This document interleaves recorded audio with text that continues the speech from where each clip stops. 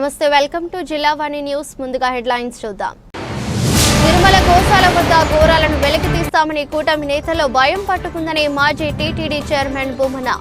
TDP challenge పై గోశాలకు వెళ్తున్న కరుణాకర్ రెడ్డి, ఎంపీ గురుమూర్తి, మాజీ డిప్యూటీ సీఎం నారాయణ స్వామి అడ్డుకున్న పోలీసులు. ఎన్నికల కమిషన్ ఆదేశాల మేరకు ఈవీఎంల భద్రతా ఏర్పాట్లపై తనిఖీలు నిర్వహించిన రాష్ట్ర ఈవీఎం నోడల్ అధికారి. శ్రీకాకుళం కలెక్టరేట్లోని ఉన్న గోదాంలో సీసీటీవీ పనితీరు వంటి పలు అంశాలను వివిధ పార్టీ నాయకులతో పరిశీలించిన బృందం. శంకవరం గ్రామంలో అంబేద్కర్ విగ్రహానికి జరిగిన అవమానంపై పోలీసులు దర్యాప్తుపై అసహనం వ్యక్తం చేసిన దళిత సంఘాలు. పూర్తి ఎంక్వైరీ చేసి చట్టపరమైన చర్యలు తీసుకుంటామన్న స్పష్టం చేసిన ఏఎస్పీ భాస్కర్. నియోజకవర్గం ప్రజలకు మౌలిక సదుపాయాలు కల్పించడమే కూటమి ప్రభుత్వ ధ్యేయమన్న ఎమ్మెల్యే ఎంజీఆర్. పాతపట్నం మండలంలో ఎంజీఎన్ఆర్ఈజీఎస్ నిధులతో బీటీ రోడ్డు శంకుస్థాపన చేసిన గోవిందరావు. గోశాల వద్ద ఘోరాలను వెలికి తీస్తామని కూటమి నేతల్లో భయం పుట్టుకుందని మాజీ టీటీడీ చైర్మన్ భూమన కరుణాకర్ రెడ్డి ఆరోపించారు. గోశాల మరణాలపై టీడీపీ ఎక్స్ వేదికగా ఛాలెంజ్ చేసింది. టీడీపీ సవాలును మాజీ టీటీడీ చైర్మన్ భూమన కరుణాకర్ రెడ్డి స్వీకరించారు. ఛాలెంజ్ లో భాగంగా ఉదయం 10 గంటలకు గోశాలకు బయలుదేరిన భూమన కరుణాకర్ రెడ్డి, ఎంపీ గురుమూర్తి, మాజీ డిప్యూటీ సీఎం నారాయణ స్వామి, వైఎస్ఆర్సీపీ కార్యకర్తలను పోలీసులు అడ్డుకున్నారు. దీంతో పోలీసుల తీరుపై ఆగ్రహం వ్యక్తం చేస్తూ రోడ్డుపై పడుకుని నిరసన వ్యక్తం చేస్తున్నారు. ఈ సందర్భంగా మాజీ టీటీడీ చైర్మన్ భూమన కరుణాకర్ రెడ్డి మాట్లాడుతూ, గోశాలకు వెళ్లకుండా మమ్మల్ని అడ్డుకోవటం అన్యాయం. గోవుల మృతిపై కూటమి నేతలు తలో మాట మాట్లాడుతున్నారు. నన్ను రమ్మన్న వాళ్లే అడ్డుకోవటం అన్యాయం. నేను ఒక్కడినే రావడానికి సిద్ధం. టీడీపీ నేతలు వెళ్లిపోయిన తర్వాత అనుమతి ఇస్తే ఏం లాభం? టీడీపీ నేతల ఛాలెంజ్ మీది స్పందించా. గోశాలకు రమ్మనమని పల్లా నాగేశ్వరరావు ఛాలెంజ్ చేశారు. ఆ ఛాలెంజ్ ను స్వీకరించా. గోశాల వద్ద ఘోరాలను వెలికి తీస్తామని కూటమి నేతలు భయం పట్టుకుంది. టీడీపీ నేతలు గోశాల వద్ద ఉన్నప్పుడే నన్ను అనుమతించాలి అని డిమాండ్ చేశారు. ఈఓ గారు పాపము తెలుగుదేశం పార్టీ ప్రతినిధిలాగా ఆయన చాలా ఎక్కువ మాట్లాడినారు. పురుగుల మందులు పెట్టినారు, దానాగా విజిలెన్స్ రిపోర్ట్ వచ్చింది. ఈ విజిలెన్స్ రిపోర్టు అక్కడ ఉన్నటువంటి అధికారి మీద, అక్కడ జరుగుతున్నటువంటి ఆ తప్పుల మీద విజిలెన్స్ ఎంక్వైరీ వెయ్యాలా అని నిశ్చయించిందే జగన్మోహన్ రెడ్డి గారి పాలనలో ఎగ్జిక్యూటివ్ ఆఫీసర్గా ఉన్నటువంటి జవహర్ రెడ్డి గారు. వారు వృత్తిరీత్యా వెటర్నరీ డాక్టర్. ఆయన చాలా దూరదృష్టితో గోశాలను సంస్కరించాలా అన్న ఉద్దేశంతోనే ఆ విజిలెన్స్ ఎంక్వైరీ వెయ్యటమే కాకుండా 550 గోవులను రాజస్థాన్, మధ్యప్రదేశ్, పంజాబ్ రాష్ట్రాల నుంచి సాహేవాల్, గిర్, కాంక్రీజ్ ఇలా నాణ్యమైనటువంటి ఆవులను దాతల చేత, అది కూడా TV9 అధినేత అయినటువంటి శ్రీ రామేశ్వరరావు గారు, రిలయన్స్ ప్రపంచానంతా కూడా ప్రఖ్యాతిగాంచినటువంటి పారిశ్రామికవేత్తలైన రిలయన్స్ సంస్థ, అట్లాగే మద్రాసులో చాలా ప్రముఖమైనటువంటి J2 వాళ్ళ వ్యాపారాలు ఏంటో నాకు తెలియదు, ఆ సంస్థ, వీళ్ళు ముగ్గురు కలిసి ఈ 550 గోవులను విరాళంగా వాళ్లు కొని వెంకటేశ్వర స్వామికి విరాళంగా, అవి కూడా లారీలలో తెస్తే అంత దూరం ఆరోగ్య ప్రాబ్లమ్స్ వస్తాయని చాలా భద్రతతో రైల్వే మంత్రి గారితో మాట్లాడి అవన్నీ కూడా రైల్వే వ్యాగన్ల ద్వారా మన గోశాలకు తరలించటం జరిగింది. ఇదంతా కూడా ఆనాటి ఎగ్జిక్యూటివ్ ఆఫీసర్ జవహర్ రెడ్డి గారి నేతృత్వంలో జరిగింది. ఆయనే ఎన్డీడీబీతో మాట్లాడి పునరుత్పత్తి కేంద్రాన్ని చాలా సమర్థవంతంగా నిర్వహించాలి, అది కూడా ఈ 550 గోవుల ద్వారా మగ జంతువులు కాకుండా, అంటే ఎద్దు దూడలు కాకుండా 98% ఆవు దూడలను మాత్రమే ఆ ఆవులు కనే విధంగా ఆ పునరుత్పత్తి కేంద్రాన్ని ఎన్డీడీబీ వాళ్ల చేత 48 కోట్ల రూపాయల విరాళంతో వాళ్ళ చేత ఒక ప్లాంట్ను ఏర్పాటు చేయటం జరిగింది. ఇది మాకున్న చిత్తశుద్ధి అని తెలియజేస్తున్నా. ఆనాడు ఎగ్జిక్యూటివ్ ఆఫీసర్గా ఉన్నటువంటి జవహర్ రెడ్డి గారు ఉన్నప్పుడు ఆయన వెటర్నరీ డాక్టర్ కాబట్టి ఇలా చేస్తే బాగుంటుందినని బోర్డు మెంబర్లమైనటువంటి మమ్మల్ని అందరినీ కూడా ఒప్పించి చేసినటువంటి నిర్ణయం. అలాగే స్వామివారికి ఇప్పుడున్నటువంటి వెన్న, నెయ్యి సాంకేతిక పరమైనటువంటి అభివృద్ధితో తీసినటువంటి నెయ్యే తప్ప సాంప్రదాయ పద్ధతుల్లో తీసినటువంటిది కాదనని బైలోనా మెథడ్ ద్వారా, అంటే కవ్వం ద్వారా పాలను కాచి చిలికి వెన్నను తీసి దాన్ని చిలకటం ద్వారా, ఆ మజ్జిగను చిలకటం ద్వారా నాణ్యమైనటువంటి దేశవాళీ నెయ్యిని ఉత్పత్తి చేసి రోజుకు 100 కేజీల నెయ్యి స్వామివారి అన్న ప్రసాదాలకి ధూపదీప నైవేద్యాలకు వాడాలని ఒక గొప్ప నిర్ణయం. దాదాపు 5 కోట్ల రూపాయలతో ఆ బైలోనా మెథడ్ దీనికి సంబంధించి మేము ప్లాంట్ను ఏర్పాటు చేయటం జరిగింది. అది పూర్తి కాకుండానే ఇప్పటికి 10 నెలలైంది. దాదాపు 95% పైగా పూర్తయినటువంటి ఈ రెండూ కూడా వీళ్ళొచ్చి ప్రక్షాళన ప్రారంభించినామని, అందులోనే ఈవో గారు చెప్పారు, మేము వచ్చిన తర్వాత గోశాలలో సమూలమైనటువంటి మార్పులు చేశాము అని.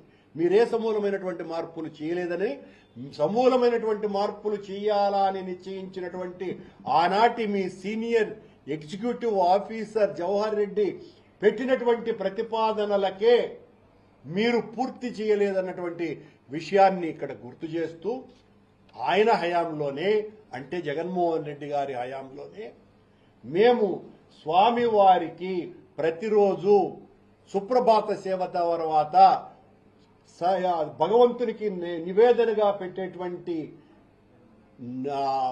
వెన్నని నవనీత సేవ అన్నటువంటి పేరుతో కొండ మీద. ఎన్నికల కమిషన్ ఆదేశాల మేరకు ఈవీఎంల భద్రతా ఏర్పాట్లపై మాసాంతపు తనిఖీల్లో భాగంగా గురువారం జిల్లా కలెక్టరేట్లోని ఈవీఎం గోదామును రాష్ట్ర ఈవీఎం నోడల్ అధికారి కె విశ్వేశ్వరరావు పరిశీలించారు. రాష్ట్ర ప్రధాన ఎన్నికల అధికారి సూచనల మేరకు ఈ తనిఖీ నిర్వహించారు. సందర్భంగా గోదాములో అమలులో ఉన్న ట్రిపుల్ లాక్ విధానం, 24 గంటల సీసీటీవీ పర్యవేక్షణ, భద్రతా వ్యవస్థలను, సిబ్బంది విధులు, హాజరును ఆయన సమీక్షించారు. ఈవీఎంల భద్రత, రికార్డు నిర్వహణ తదితర అంశాలను పరిశీలించి సంబంధిత అధికారులకు పలు సూచనలు చేశారు. ఈ తనిఖీలలో వివిధ రాజకీయ పార్టీల ప్రతినిధులు హాజరై భద్రతా ఏర్పాట్లపై సంతృప్తి వ్యక్తం చేశారు. ఎన్నికల ప్రక్రియ పట్ల నమ్మకం కలిగేందుకు ఇటువంటి తనిఖీలు అవసరమని అభిప్రాయపడ్డారు. తనిఖీ సందర్భంగా జిల్లా రెవెన్యూ అధికారి ఎం వెంకటేశ్వరరావు, ఎన్నికల విభాగపు అధికారులు, ఇంజనీరింగ్ విభాగానికి చెందిన సిబ్బంది పాల్గొన్నారు.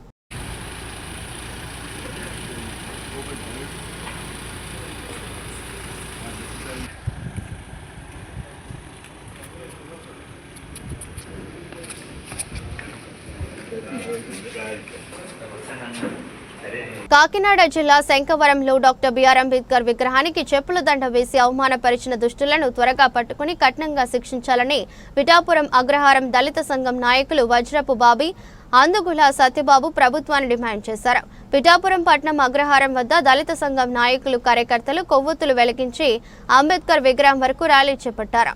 అంబేద్కర్ విగ్రహానికి పూలమాలలు వేసి నివాళులర్పించి ఈ సందర్భంగా వజ్రపు బాబీ, అందుగుల సత్యబాబు మీడియాతో మాట్లాడారు. అంబేద్కర్ జయంతి పూట శంఖవరం గ్రామంలో చాలా దురదృష్టకరమైన రోజు. ఎందుకంటే భారత రాజ్యాంగ నవమార్త అంబేద్కర్కి ఆ రోజున చాలా అవమానం జరిగింది. గుర్తు తెలియని వ్యక్తులు అది కావాలని కక్షపూరితంగా ఆయన అంబేద్కర్ విగ్రహానికి చెప్పుల దండ వేసి చాలా అవమానపరిచారు. మా దళితుల మనోభావాన్ని చాలా దెబ్బతీసే విధంగా ఆ రోజున జరిగిన సంఘటన ఇప్పటికీ మర్చిపోలేకపోతున్నాం. నిన్న జరిగిన విషయంలో ఎస్పీ గారు వచ్చి 24 గంటల్లో దోషుల్ని మేము శిక్షిస్తాము, వాళ్ళని అరెస్ట్ చేస్తామని చెప్పేసి మాట ఇచ్చారు. అలాగే ప్రతి గ్రామంలో ఉన్న అంబేద్కర్ విగ్రహానికి అక్కడ ఉన్న కమిటీ వారందరూ కూడా ముఖ్యంగా సీసీ కెమెరాలు ఏర్పాటు చేయాలని ఈ సమావేశంగా తెలియపరుస్తున్నాను.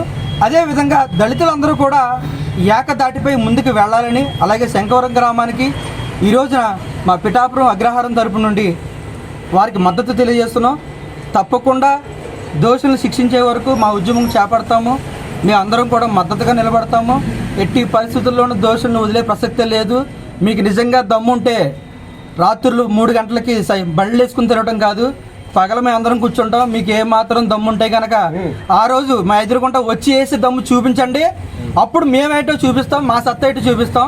మా దళితులు ఏంటన్న సంగతి మేము తెలియపరుస్తాం. మా ఎదురుగుంటా చేయలేని పనులు దొంగచాటుగా రాత్రులు బళ్ళు వేసుకుని కనబడకుండా చేసే కార్యక్రమాలు చేయొద్దని అందరి ముఖంగా తెలియజేస్తున్నాం. అలాగే ఈ పిఠాపురం నియోజకవర్గంలో ఉన్నటువంటి డిప్యూటీ సీఎం గారికి దృష్టికి తీసుకెళ్లాలని, అలాగే మన హోమ్ మినిస్టర్ గారి మేడం గారికి కూడా మేము రిక్వెస్ట్ చేస్తున్నాం. వెంటనే దోషులను శిక్షించాలని సభముఖంగా తెలియజేసుకుంటున్నాం. జై భీమ్. మొత్తం మీద కూడా అంబేద్కర్ జయంతి ఉత్సవాలు జరుగుతున్నప్పటికీ మన శంకవరం గ్రామంలో అంబేద్కర్ స్టాట్యూకి చెప్పులు దండ వేయటం చాలా దారుణమైన ఇస్తూ మా దళితుల మనోభావం దెబ్బతీస్తూ ఇతను చేసిన పని తప్పుపడుతున్నాం. అలాగే దోషులు ఎంతవరకు సరే కఠినంగా శిక్షించాలని గవర్నమెంట్ను కోరుతున్నాం. అలాగే రాష్ట్ర ప్రభుత్వాన్ని కోరుతున్నాం. అలా అంటూ గారు ఈ విషయం మీద దృష్టి సారించి దోషులను కఠినంగా శిక్షించి ప్రతి అంబేద్కర్ స్టాట్యూ దగ్గర సీసీ కెమెరాలు ఏర్పాటు చేసి మా మనోభావం దెబ్బతినకుండా వారికి తగిన శిక్ష చేస్తారని చెప్పేసి ప్రత్యేకంగా కోరుకుంటున్నాం సార్. పాతపట్నం మండలం సింగుపురం గ్రామంలో MGNREGS నిధులతో బీటీ రోడ్డు శంకుస్థాపన చేసిన ఎమ్మెల్యే ఎంజీఆర్. MGNREGS అంచనా విలువ 1,60,00,000 అంచనా వ్యయంతో పాతపట్నం మండలంలో గల పాతపట్నం తెంబూరు రోడ్డు నుండి వయా సింగుపురం రెడ్డిపేట గ్రామం వరకు MGNREGS 1,60,00,000 రూపాయల వ్యయంతో బీటీ రోడ్డు శంకుస్థాపన చేసిన పాతపట్నం నియోజకవర్గ శాసనసభ్యులు మావిడి గోవిందరావు. ఈ కార్యక్రమంలో ఉపాధి హామీ అధికారి ఏ సురేష్, RI బాబీ పండి, టీడీపీ నాయకులు శ్రీరామ్ రమణ, పి బాబ్జీ, సీమ రామకృష్ణ, ఎస్ సతీష్, ఎస్ చిన్నయ్య, మండల ఎన్డీఏ కూటమి నాయకులు, కార్యకర్తలు, గ్రామ ప్రజలు పాల్గొన్నారు. వేదిక పైన ఉన్న అధికారులకు, నాతో ఉన్న నాయకులకు, నా ముందున్న మీడియా మిత్రులందరికీ, డిపార్ట్మెంట్ వారికి అందరికీ పేరు పేరున నమస్కారాలు తెలియజేసుకుంటూ, నా ముందున్న సింగిపురం గ్రామ ప్రజలందరికీ పేరు పేరు నమస్కారాలు తెలియజేస్తున్నాను. ఒకటి మీకు హామీ ఇచ్చాను. ఆ రోజు ఎన్నికల్లో మీ దగ్గరికి వచ్చి మీ రోడ్డు విషయం అయితే నేను చేస్తానని హామీ ఇచ్చాను. హామీ ప్రకారం ఈ రోజు శంకుస్థాపన కార్యక్రమం అవుతుంది. ఒక 2 మంత్స్లో కంప్లీట్ అయిపోతుంది. మీ రోడ్డు కూడా కంప్లీట్ అయ్యి మంచి కాంట్రాక్టర్ దొరికారు. నేను ఇచ్చిన హామీ మీకు నెరవేర్చాను అంతే, అంతకన్నా ఇక్కడ ఏమి కాదు. అయితే గతంలో చాలా నాయకుల దగ్గర మీరు ఇబ్బంది పడి ఉన్నారు, చెప్పున్నారు. ఆయన అన్నట్టు ఒక 30 సంవత్సరాల నుంచి ఇలా కంటిన్యూ అవుతుంది.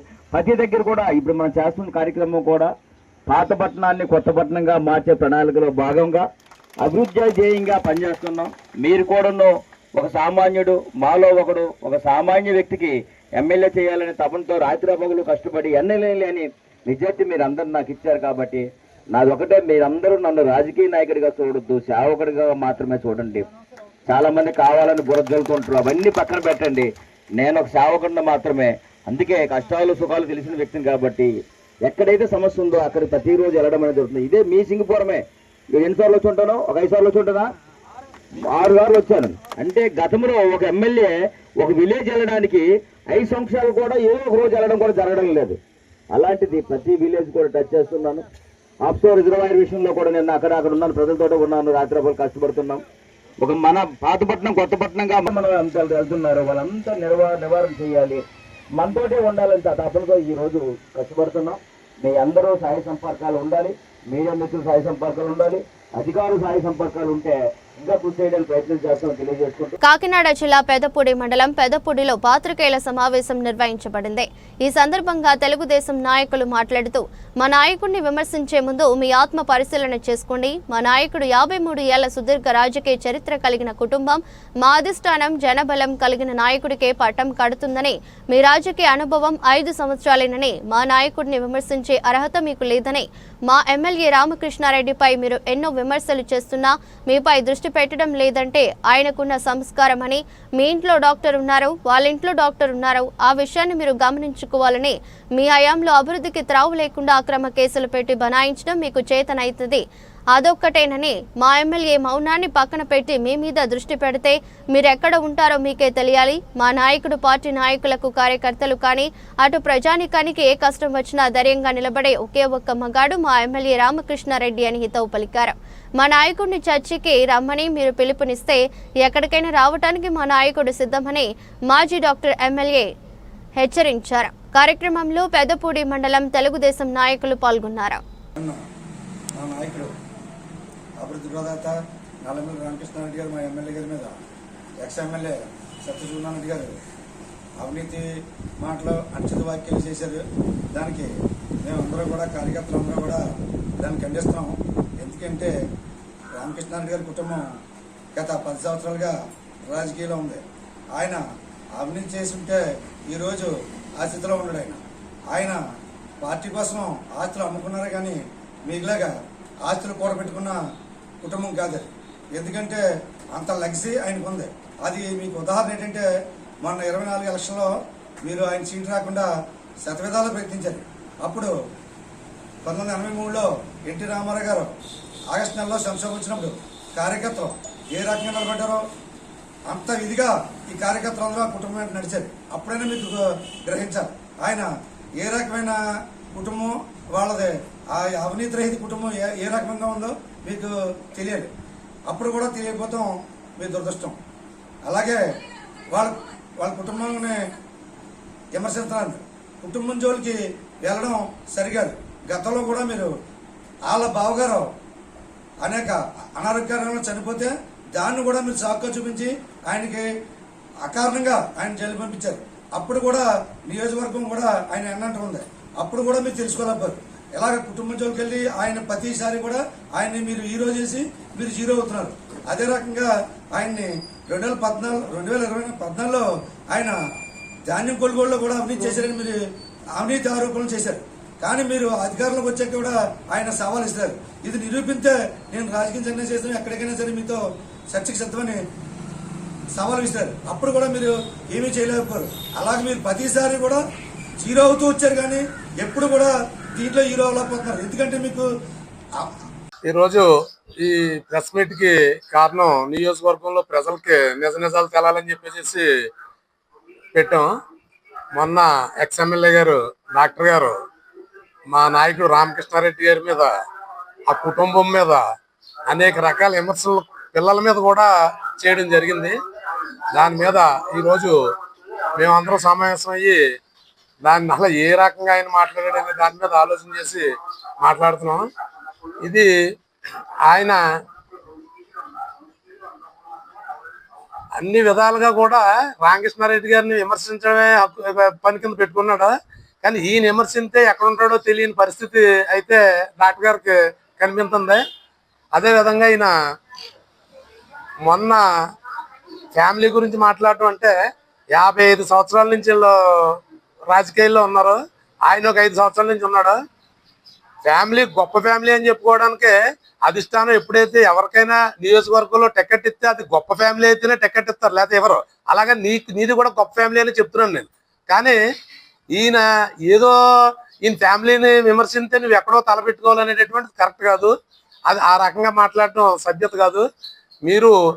మీరు చేసినటువంటి దౌర్జన్యాలు, దారుణమైన కేసులు, అక్రమ కేసుల మీద ఆయన ఇప్పటి వరకు మాట్లాడలేదు. మీరు ఈ రకంగా మాట్లాడితే ఆయన రేపు నుంచి మీ పని మీద ఉన్నాడంటే మీరు తట్టుకోలేరు అనేటువంటిది ఈ సభాముఖంగా నేను చెప్తున్నాను. అదేవిధంగా నిన్న ఏదో చెప్పారు, ఏంటి ఫోటో సెల్ఫీ ఫోటో ఏదో పెడితే సాక్షి ఎవరితోనో మాట్లాడి ధనంజయ రెడ్డి గారితో మాట్లాడి సాక్షిలో వేయించారండి. ఇదే విషయాన్ని మీరు గతంలో గుర్తు తెచ్చుకోవాలి. 2019-24 లోపల కైకోల్లో ఒక మర్డర్ జరిగింది. మర్డర్ కాదు, వాళ్ళంతటా వాళ్ళు ఆత్మహత్య చేసుకున్నారు. అది ఏ రకంగా చేసుకున్నారు అనేది మీకు క్షుణ్ణంగా తెలుసు. ఆ కేసుని ఏ రకంగా మాఫీ చేశారు మీరు, ఇంద్రపాను ఏ లాయర్ దగ్గర కూర్చుని మీ అనుచరుడి చేత చేయించారో అది తెలుసు మీకు. అదే విధంగా మొన్న ఏదో మీరు గంజాయి కేసులో ఎవడో కుర్రాడు సెల్ఫీ ఫోటో పెట్టాడని చెప్తున్నారు. దానికి ఏమన్నా రామకృష్ణారెడ్డి గారు ఎవరికన్నా ఫోన్ చేసి అతను తప్పించండి అని కానీ తీయించండి అని కానీ చెప్పడం ఏమన్నా మీరు చూసారా? తర్వాత మీరు పిల్లల్ని ఆశీర్వదించడం నేర్చుకోవాలి తప్ప ప్రయోజకుడు, నా కొడుకు ప్రయోజకుడు, నాకు. రాష్ట్ర ముఖ్యమంత్రి నారా చంద్రబాబు నాయుడు ఆదేశాల మేరకు శ్రీకాకుళం ఎమ్మెల్యే గుండు శంకర్ చేపట్టిన పల్లెనిద్ర కార్యక్రమానికి అనూహ్య స్పందన లభించింది. ప్రజా సమస్యల పరిష్కారం కోసమే పల్లెనిద్ర కార్యక్రమానికి శ్రీకారం చుట్టామని ఈ సందర్భంగా ఎమ్మెల్యే గుండు శంకర్ మాట్లాడారు.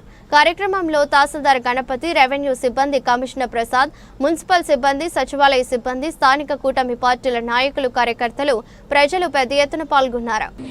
శ్రీ నారా చంద్రబాబు నాయుడు గారి ఆదేశాల మేరకు పల్లె నిద్ర కార్యక్రమంలో భాగంగా నిన్న సాయంకాలం ఫాజుల్బాగ్పేట అలాగే సేపన్నాయుడుపేటలో పల్లె నిద్ర కార్యక్రమం పెట్టాం.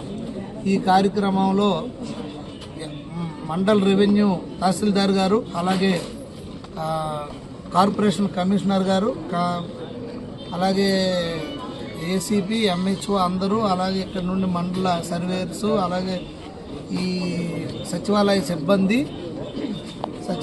సిబ్బంది నెక్స్ట్ ఈ గ్రామ పెద్దలు అలాగే నాయకులు అందరూ కూడా ప్రజాప్రతినిధులు మాజీ ప్రజాప్రతినిధులు అందరూ కూడా పెద్ద ఎత్తున పాల్గొనడం జరిగింది. ప్రతి ఏరియా కూడా వెళ్ళి ప్రతి సందులో కూడా తిరిగి ఇక్కడ ఈ కార్యక్రమంలో ఏంటేంటి అవసరము వీళ్ళకి మౌలిక వసతులు ఏంటి అవసరం ఇవన్నీ మేము తీసుకోవడం జరిగింది. సో ఇక్కడ ముఖ్యంగా పిఎన్ కాలనీలో ఈ సేపన్నాయుడుపేటలో మురుగునీటి సమస్య ప్రధానంగా ఉంది. సో దానికి కూడా మేము చెక్ చేసి తగు చర్యలు తీసుకోవడం జరిగింది. అలాగే వాటర్ ప్రాబ్లం ఉంది. ఎక్స్టెన్షన్ పైప్ లైన్ లేక కొన్ని వీధులకు నీరు లేదు, అవి కూడా తీసుకున్నాం. ఎక్కడ పెన్షన్ లేవని కొంతమందికి, అలాగే భూ సమస్యల పైన మాకు వినతులు స్వీకరించాం. అలాగే కొన్ని దగ్గర స్ట్రీట్ లైట్స్ లేవని వచ్చింది. ఇవన్నిటిపైన మొత్తం మేము అన్ని విచారణ జరిపాం. దీనిపైన ఎస్టిమేషన్లు వేసి ఎక్కడికక్కడ సీసీ రోడ్స్, మురుగునీటి కాలువలు, తాగునీటి కోసం ఎక్స్టెన్షన్ పైప్ లైన్ ఇవన్నీ కూడా మేము వేయడానికి ప్రతిపాదనలు సిద్ధం చేసుకున్నాం. అలాగే రాత్రే ఫాజుల్బాగ్పేటలో కానీ ఈరోజు సేపన్నాయుడుపేటలో మొత్తం నోట్ చేసుకుని 2 సచివాలయాల అధికారులతో కూడా మాట్లాడడం జరిగింది. దానికి తగినట్టుగా మేము ఎస్టిమేషన్లు వేసి రానున్న 2-3 నెలల్లో ఈ సమస్యలన్నీ పరిష్కారానికి మేము చర్యలు తీసుకుంటామని సందర్భంగా తెలియజేసుకుంటూ ఈ దళితుల అభ్యున్నతి కూటమి ప్రభుత్వంతోనే సాధ్యపడుతుందని ఎస్సీ నాయకులు పేర్కొన్నారు. ఎస్సీ వర్గీకరణ బిల్లు మంత్రి మండలి ఆమోదంతో మరోసారి రుజువైందని తెలిపారు. కాకినాడ జిల్లా ప్రతిపాడు నియోజకవర్గ తెలుగుదేశం పార్టీ కార్యాలయంలో దళిత నాయకులతో సమావేశమై కూటమి ప్రభుత్వానికి ధన్యవాదాలు తెలిపారు. ఈ సందర్భంగా మీడియాతో మాట్లాడుతూ ఎస్సీ వర్గీకరణ ముసాయిదా ఆర్డినెన్స్ కు కేబినెట్ ఆమోదం తెలిపినందుకు ముఖ్యమంత్రి చంద్రబాబుకు, ఉప ముఖ్యమంత్రి పవన్ కళ్యాణ్ కు, ఎమ్మెల్యే సత్యప్రభకి రుణపడి ఉంటామని అన్నారు.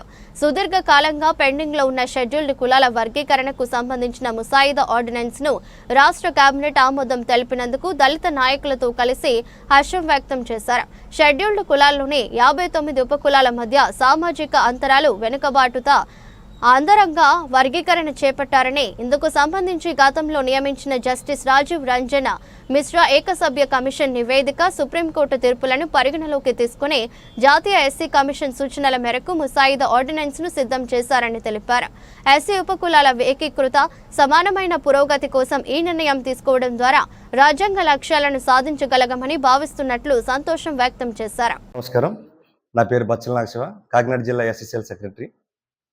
మరి ఈరోజు ఎస్సీ వర్గీకరణ నిమిత్తం మరి కూటమి ప్రభుత్వం తీసుకున్న నిర్ణయం, మరి అదే గతంలో 1997 సంవత్సరంలో ఇదే నా ముఖ్యమంత్రి చంద్రబాబు నాయుడు గారు తన సభ్యులందరితో కలిపి ఆమోదించినటువంటి వర్గీకరణ కోసం మరి అది అప్పుడు జరగలేదు.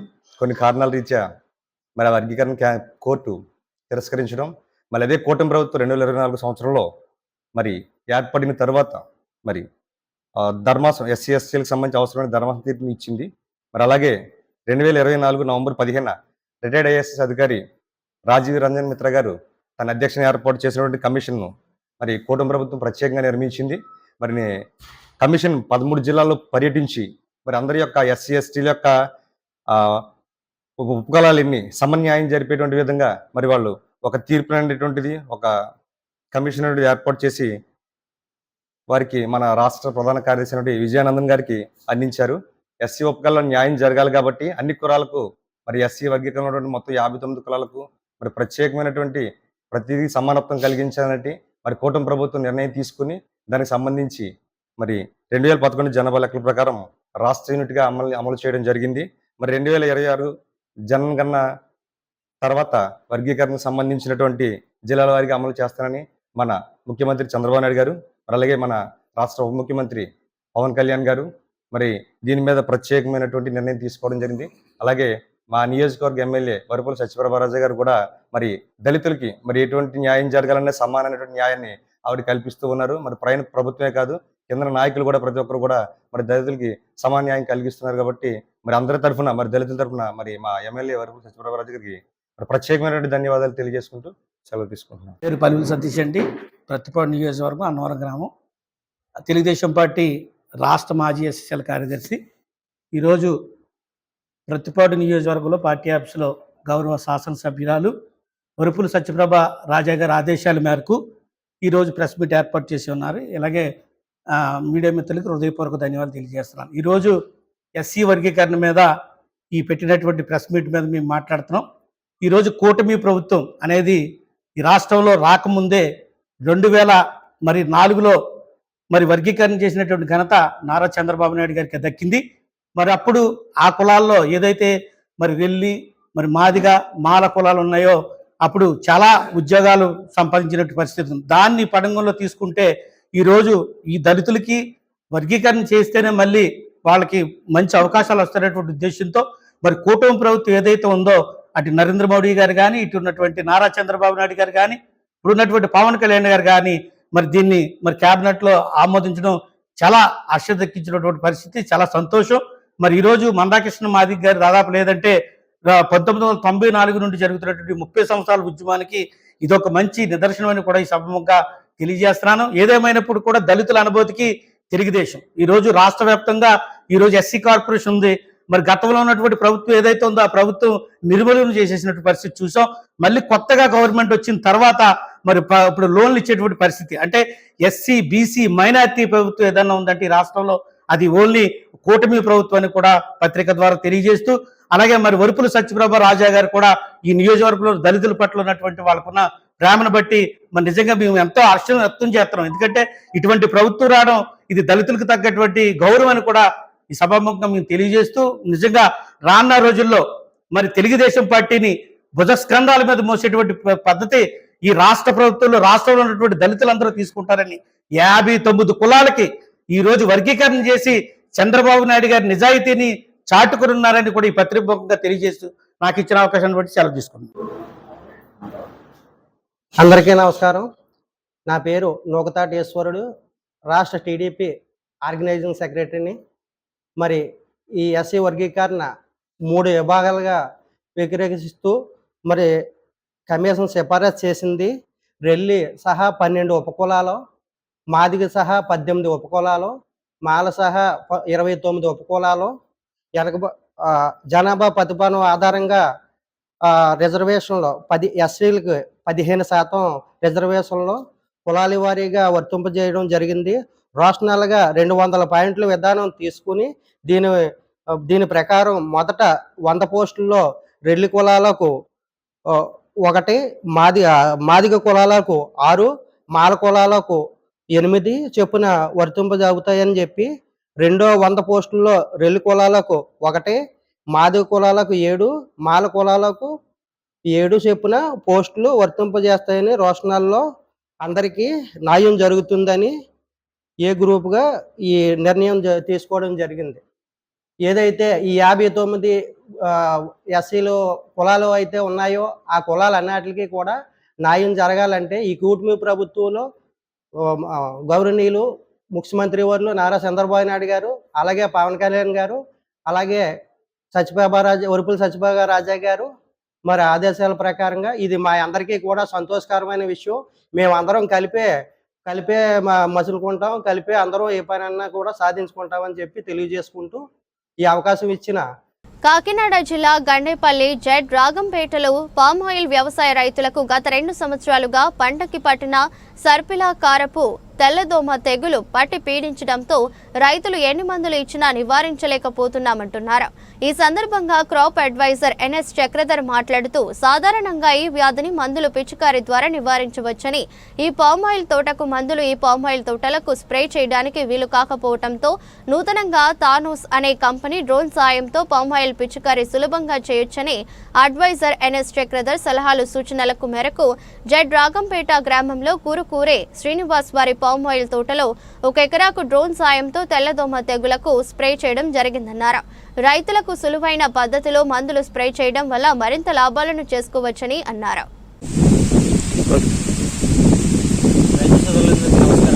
నా పేరు సాయిరెడ్డి, తానోస్ టెక్నాలజీస్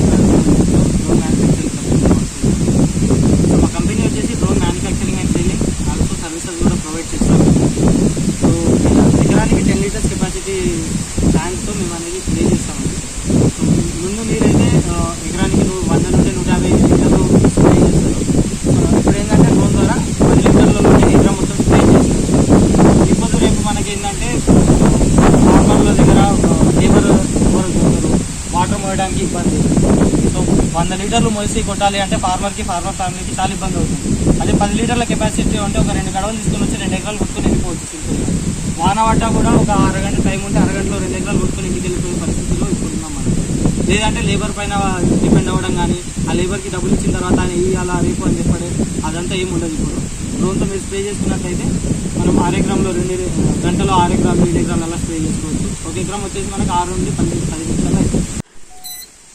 నమస్తే అండి, జగ్గంపేట మండలం జడ్రాగంపేట నుంచి మాట్లాడుతూ నా పేరు ఎన్న చక్రధర్.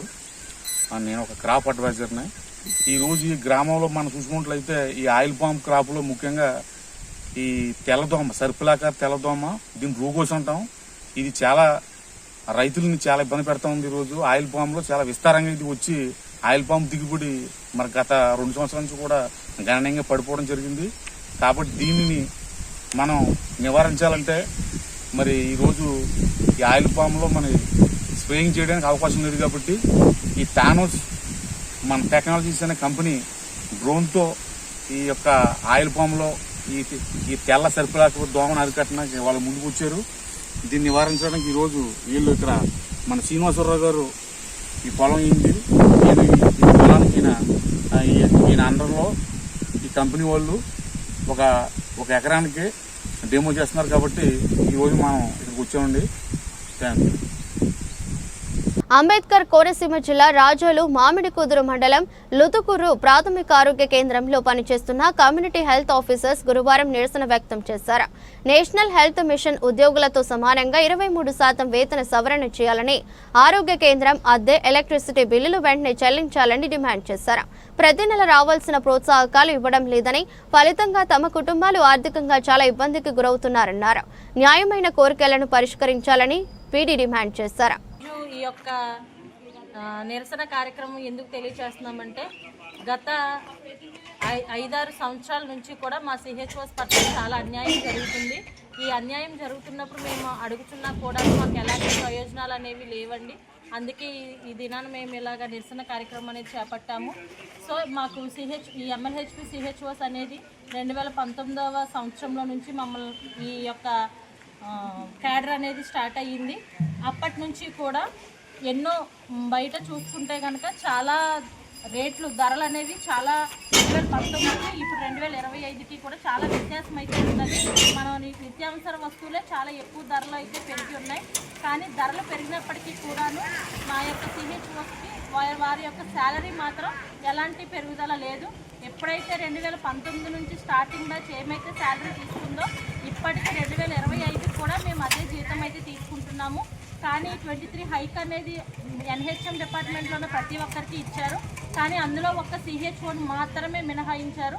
ఆ CHO కూడా ఆ 23% హైక్ అనేది ఇవ్వాలని మేము అందరం కూడా ఈరోజు ఈ నిరసన కార్యక్రమంలో తెలియజేయాలనుకున్నాం. మేము అందరం కూడా ఆడవాళ్ళము, చాలా వ్యక్తిగతంగా మేము ఎన్నో కష్టాలు పడుతున్నాము. అయినప్పటికీ కూడా మా డ్యూటీ విషయంలో మేము మా యొక్క సక్రమంగా మేము ఒక పనితీరు మేము నిర్వర్తిస్తున్నాము.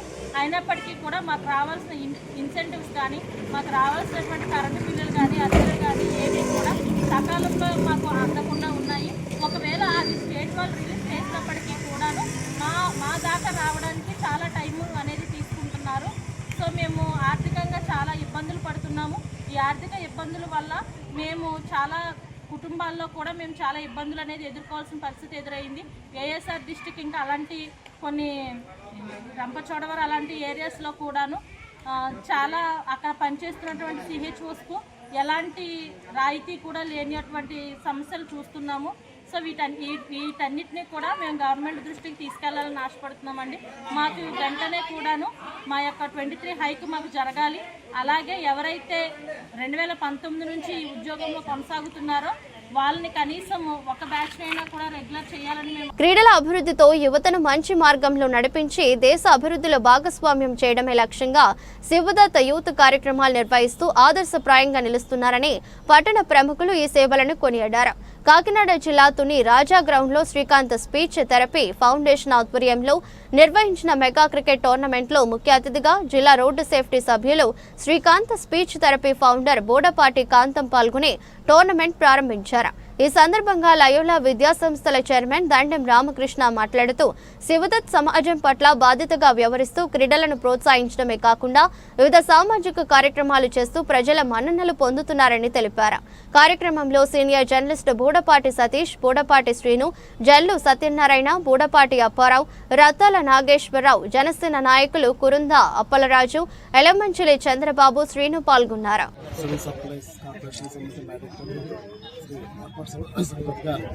నేతృత్వంలో ఎస్కేఎస్పీటీ సంస్థ ఆధ్వర్యంలో ఈరోజు ప్రారంభమవుతున్న ఈ T20 టోర్నమెంట్ చక్కగా జరగాలి. అవకాశాన్ని అన్ని హైదరాబాద్ విశాఖలో ఉన్న క్రికెట్ క్రీడాకారులు అందరూ కూడా పార్టిసిపేట్ చేసి నైపుణ్యాన్ని మెరుగుపరుచుకుని సొసైటీ అందరికీ నైపుణ్యాన్ని తెలుపుకుని వివిధ జిల్లా స్థాయిలోనూ, రాష్ట్ర స్థాయిలోనూ, జోనల్ స్థాయిలోనూ, నేషనల్ స్థాయిలో కూడా వారు ప్రతిభ కనపరిచి తుని హైదరాబాద్ ప్రాంతాలందరూ కూడా అన్నిటికీ కూడా మంచి పేరు తీసుకురావాలని, ఈ ప్రాంతాల నుంచి అనే క్రీడాకారులు నేషనల్ స్థాయికి ఎదగాలని కోరుకుంటూ ఇంత చక్కటి ప్రైజ్ మనీతో నిర్వహిస్తున్న ఈ టోర్నమెంట్కి కార్యక్రమానికి పాల్గొనగా అర్థం తెలియజేసుకుంటూ ప్రతిముఖ్యంగా ఈ విద్యాసంస్థలందరూ కూడా సోదరులను తెలియజేసుకుంటూ ఈ అవకాశాన్ని ఇచ్చినటువంటి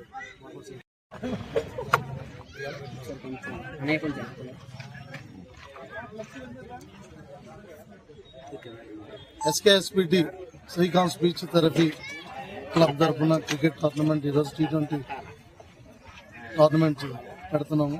సో దానికి మొదటి బహుమతిగా ₹1,00,000, రెండో బహుమతి 50,000, మూడో బహుమతి 25,000. తర్వాత ఈ టోర్నమెంట్ ముఖ్య ఉద్దేశం ఏంటంటే ఈ టోర్నమెంట్లో మా టీమ్స్ కూడా ఆడుతున్నాయి. సో మా టీమ్స్ గెలిచిన తర్వాత ఆ యొక్క ప్రైజ్ మనీని పారా వాలీబాల్ అసోసియేషన్ ఆఫ్ ఆంధ్రప్రదేశ్కి డొనేట్ చేయడం కోసం ఈ టోర్నమెంట్లో మా టీం పార్టిసిపేట్ చేస్తుంది. సో ఈ టోర్నమెంట్ అంతా కూడా ప్రతిదీ కూడా సేవా కార్యక్రమం కోసం ముందుకు తీసుకెళ్తున్నాం. సో అందులో భాగంగా 24 టీములు పార్టిసిపేట్ చేస్తున్నాయి. 24 టీముల్లో మా టీములు కూడా 2 ఉన్నాయి. సో ఒకవేళ మేము గెలిస్తే మా ప్రైజ్ మనీని అసోసియేషన్కి ఇస్తాము, లేని పక్షంలో గెలిచిన వాళ్ళు పట్టుకెళ్తారు. సో అలాగే ఈ టోర్నమెంట్ మొత్తం కూడా 29వ తేదీ వరకు జరుగుతుంది. 29 నాడు ఫైనల్స్ జరుగుతుంది. ఫస్ట్, సెకండ్, థర్డ్ ప్లేసెస్తో పాటు player of the tournament, player of the series, best bowler, best batsmen. Sankavaram గ్రామంలో అంబేద్కర్ విగ్రహానికి జరిగిన అవమానంపై పోలీసులు జరిపిన దర్యాప్తుపై దళిత నాయకులు అసహనం వ్యక్తం చేస్తున్నారు. ఒక్కరిపై కేసు పెట్టడంపై అనుమానం కలుగుతుందని పలువురు కలిసి చేసి ఉంటారని ఆరోపణలు చేశారు. పోలీసు ఏఎస్పీ భాస్కర్ ఉన్నతాధికారులతో దళిత సంఘ నేతలు, ప్రజలు సమావేశమయ్యారు. పలు కోణాలలో టీముల వారీగా విచారణ చేపట్టామని వివరించిన ఏఎస్పీ దీనితో సంబంధం ఉన్న ఎవరిని వదిలిపెట్టమని ఏఎస్పీ స్పష్టం చేశారు. జరిగిన ఘటనకు పాల్పడిన ముద్దాయి కుటుంబ సభ్యుల విషయంపై పూర్తి ఎంక్వైరీ చేసి చట్టపరమైన చర్యలు తీసుకుంటామన్న ఏఎస్పీ భాస్కర్ తెలిపారు. ఎస్ఐ గారు వచ్చి కార్యక్రమంలో పాల్గొన్నారు. నేను వాళ్ళని అప్రిషియేట్ చేశాను. సార్ ఇంతవరకు పోలీస్ డిపార్ట్మెంట్ ఎవరు ఇక్కడికి రాలేదు. First time sir accept sir, మీకు మీరు చాలా బాగా వచ్చి మా వాళ్ళందరికీ కూడా అంటే ఆయన ఉంటారన్నారు సీఏ గారు. మా బాధ్యత సార్ ఇది. అంబేద్కర్ జయంతిలో పాల్గొని అందరికీ కూడా మేము ఒక డైరెక్షన్స్ ఇచ్చి అసలు ఏ విధమైన ఇన్సిడెంట్ జరగకూడదని చెప్పి నియోజకవర్గం అంతా తిరుగుతామని చెప్పి సీఏ గారు, ఎస్ఐ గారు వచ్చి పాల్గొన్నారు. అప్పుడు నేను చేశాను. ఇక్కడ సీసీ కెమెరా కూడా ఏర్పడదాము. మీరు అడిగేది తల్లి, తండ్రి వాళ్ళ మీద కేసు పెట్టండి. ఫస్ట్ విషయం, తల్లి తండ్రి మీద కేసు పెట్టడానికి మాకేం అభ్యంతరం లేదు, ఏ రకమైనటువంటి బాధ లేదు. వాడు ఆ వాసు అనేవాడు మీ గ్రామంలో ఉన్నటువంటి ఎస్సీ కులస్తులతో, ఎస్సీ కులవాళ్లతో చాలా అహంతో బిహేవ్ చేసినటువంటి సంఘటనలు గతంలో ఉన్నాయి. ఆ విషయాలను మీరు పోలీసు వారికి చెప్పారా? గత 2 రోజుల నుంచి మేము వాడిని పట్టుకునేంత వరకు మీరు ఆడి గురించి మాకు చెప్పారా? చెప్పాలా. మేమే తెలుసుకొని మేమే వాడిని అరెస్ట్ చేసిన తర్వాత ఆడు ఎదవండి అని అప్పుడు మాట్లాడుతున్నాం. తల్లిదండ్రులు 200 ఇచ్చి బయటికి పంపించారు అనే విషయం నేనే చెప్పాను. మీకు తెలియదు ఎవరికి. నేనే నా దర్యాప్తులో వాడికి 200 ఇచ్చి బయటికి పంపించారు అంటే దాని ప్రకారం ఏం తెలుస్తుంది, వాడు రాత్రి ఖచ్చితంగా ఆ నేరం చేశాడు అనేది రుజువు అవుతుంది నాకు. లేకపోతే ఎందుకు పంపించేస్తాడు బయటికి?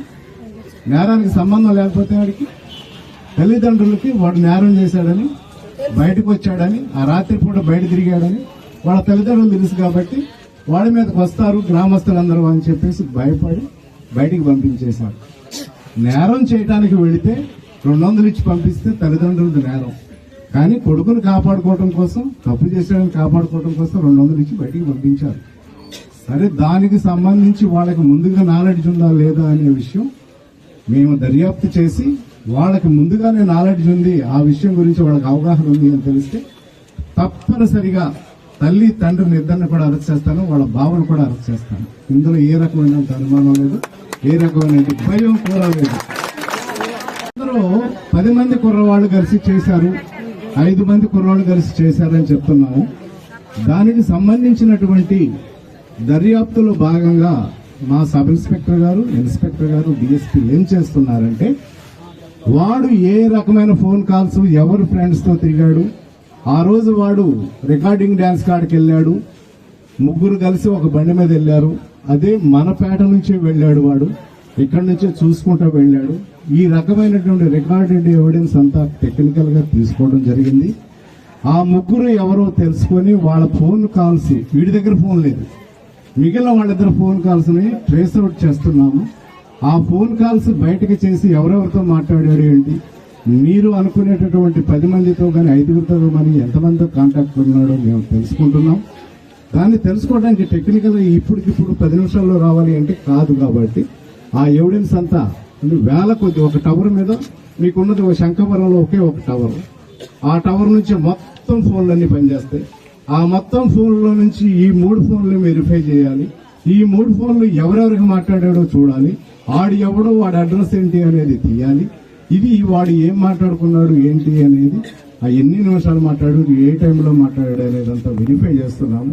చేసి వీడితో కాంటాక్ట్, నేరం జరిగిన 3 గంటల నుంచి 3 గంటల 30 నిమిషాల మధ్యలో నేరం జరిగింది, దీనికి ముందుగా దీని తర్వాత ఆ టైంలో ఎవడెవరితో మాట్లాడాడు అనేటటువంటి విషయాలను సేకరిస్తున్నాం. ఇంత కూలంకషంగా మీకు దర్యాప్తు అంతా చెప్పవలసిన అవసరం లేదు కాబట్టి, అయినా మీరు ఆందోళనలో ఉన్నారు కాబట్టి మీకు చెప్తున్నా. అవన్నీ కూడా కూలంకషంగా వెరిఫై చేసి మిగిలిన వాళ్ళు ఎవరైనా దీంట్లో వాటితో మాట్లాడి ఉంటే కూడా రికార్డెడ్ గా ఫోన్ ఎవిడెన్స్ దొరకనే వెంటనే వాళ్ళందరినీ కూడా అరెస్ట్ చేయడం జరుగుతుంది అని మీకు అందరికీ తెలియజేస్తున్నా. 120B వేయమన్నారు. 120B ఎప్పుడు వేస్తానంటే, వీడు కాకుండా మిగిలిన సభ్యులు ఎవరైనా మనకి దీంట్లో ఇన్వాల్వ్ అయ్యి ఉండి మోర్ దాన్ ఒకటి కంటే ఎక్కువ కానీ ఈ నేరంలో కానీ భాగస్వాములు అయితే 120B వర్తిస్తుంది. అప్పుడు దాకా 120B వర్తించదని మీ అడ్వకేట్ గారికి కానీ, దిలీప్ కానీ, లేకపోతే ఇంకా అదర్ వాళ్ళకు కూడా తెలుసు.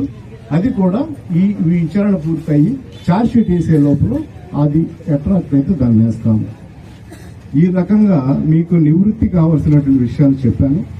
మీకు ఇంకా లీగల్ గా ఏదైనా ఉంటే మీ తరపు అడ్వకేట్స్ కానీ, మీ తరపు నాయకులు కానీ, మా పోలీస్ స్టేషన్ కానీ, నా దగ్గరికి కానీ వస్తే వాళ్ళ సమక్షంలోనే కావలసినటువంటి విధంగా ఎవిడెన్స్ కలెక్ట్ చేసి సెక్షన్లో మార్చి ఛార్జ్ షీట్ వేసేటప్పుడు అరెస్టులు అయిన తర్వాత, మొత్తం అన్ని పూర్తయిన తర్వాత న్యాయసమ్మతంగా ఛార్జ్ షీట్ ఫైల్ చేసి అందరికీ కూడా భవిష్యత్తులో మీరు చెప్పినటువంటి 10 మంది 20 మందిలో కూడా బైండ్ ఓవర్ చేయించి మన జోలికి కానీ, మన పేట జోలికి కానీ దళితుల వైపుకు చూడకుండా ఉండే విధంగా చర్యలు తీసుకుంటారని హామీ ఇస్తూ సెలవు తీసుకుంటున్నారు. వార్తలు ముగించే ముందు మరోసారి హెడ్లైన్స్.